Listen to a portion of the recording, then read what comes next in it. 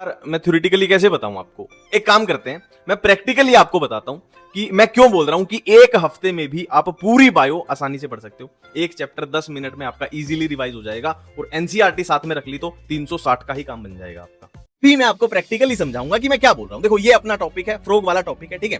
तो सबसे पहली बात, आपको नोट्स में कहीं भी भीड़ नहीं दिखाई देगी। मतलब अगर मैं कोई टॉपिक, कोई चैप्टर 10 पेज में कवर कर रहा हूं ना, मैं चाहता तो, देखो इसमें सेटिंग होती है कि आप इसको उठा के कितना भी छोटा कर लो, ठीक है। मैं चाहता तो 10 पेज को 3 पेज में भी निपटा सकता था, पर मेरे को वो पसंद नहीं है, क्योंकि खुली खुली चीजें होनी चाहिए, आराम से समझ में आनी चाहिए, कि पढ़ते हुए जोर ना लगे दिमाग पे, आंखों पे। मैं समझाता हूं आपको इन नोट्स की असली ताकत, कि क्यों मैं बोल रहा हूं आप एक हफ्ते में भी पूरी बायो पढ़ सकते हैं, क्यों मैं बोल रहा हूं कि 10 मिनट में आप एक चैप्टर रिवाइज कर सकते हैं। देखो ये सारी एनसीईआरटी की लाइन है, बस प्रेजेंटेशन का खेल है, ठीक है। ये अपना कॉकरोच का जैसे आधार कार्ड हो गया कि क्लियर कट आ गया, किंगडम आ गया, फाइलम आ गया, क्लास आ गया, ठीक है। ये कॉकरोच का हैबिटेट आ गया, बिल्कुल अलग से दिख रहा है ना वो। आपको ऐसे नजरें गड़ा के दिमाग नहीं लगाना पड़ रहा है ना, देखते ही पता लग रहा है, आपको पढ़ना भी नहीं पड़ रहा, देखने से ही पता लग रहा है कि ये हैबिटेट है। यहाँ पर कोल्ड ब्लडेड की बात की गई है, ये भी एनसीईआरटी की लाइन आ गई। ये भी एनसीईआरटी की लाइन आ गई कि कैमोफ्लेज मिमिक्री की बात की गई है, फ्रॉग की मोर्फोलॉजी आ गई। और एक बात आप एनसीईआरटी उठा के चेक कर लो कि ये पूरा फ्लो जो चल रहा है, पहले मोर्फो फिर एनाटॉमी आएगी, पूरा एनसीईआरटी का ही फ्लो है। और ये एनसीईआरटी की ही लाइन है कि उसका कलर कैसा होता है, नेक एब्सेंट है, टेल एब्सेंट है, बॉडी डिवाइड की होती है हेड एंड ट्रंक में, ये पूरा एनसीईआरटी की लाइन है।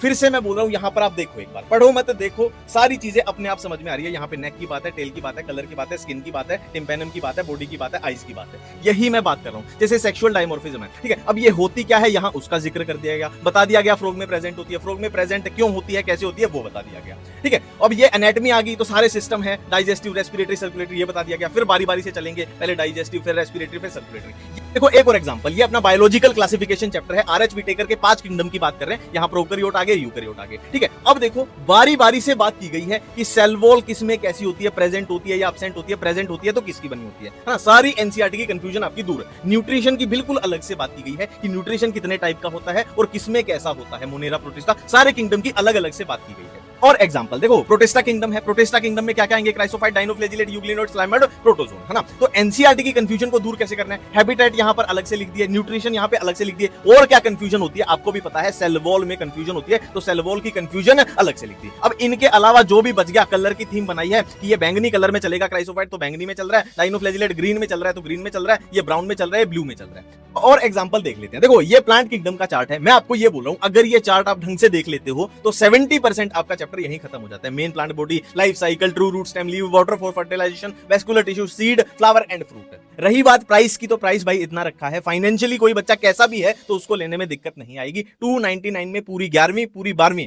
+1 ++2 299 में। लिंक मैं डिस्क्रिप्शन में कमेंट में पिन करवा दूंगा। थैंक यू, धन्यवाद।